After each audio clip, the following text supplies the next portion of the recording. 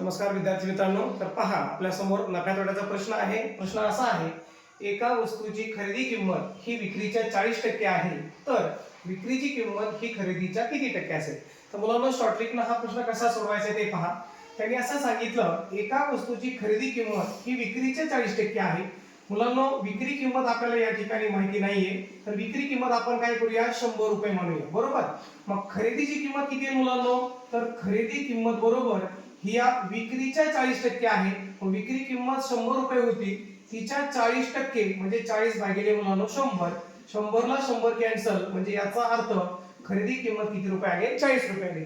तर आता प्रश्न असा विचारला, तर विक्रीची किंमत ही खरेदीच्या किती टक्के आहे? तर मुलांनो काय करायचं, मग आता मांडणी अशी करूया आपण. त्यांनी असं म्हटलं, विक्री किंमत ही म्हणजे काय असतं, बरोबर. गणितामध्ये हा ही हे हा जर शब्द आला तर आपण काय घेतो, बरोबर घेतो. विक्री किंमत ही खरेदी किमतीच्या, आता खरेदी किमतीच्या मुलांना म्हणजे कोणाच्या, 40 रुपयाच्या.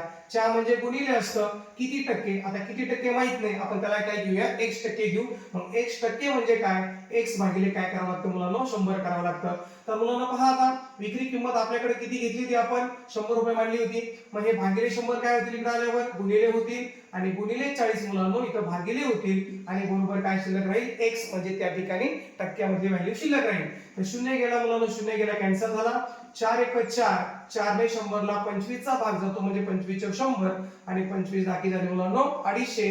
म्हणजे याचा अर्थ आपली जी विक्री किंमत आहे ती खरेदी किमतीच्या किती टक्के आहे, 250% आहे. तर ह्या शॉर्ट ट्रिकनं हा प्रश्न आपल्याला सोडवायचा. धन्यवाद.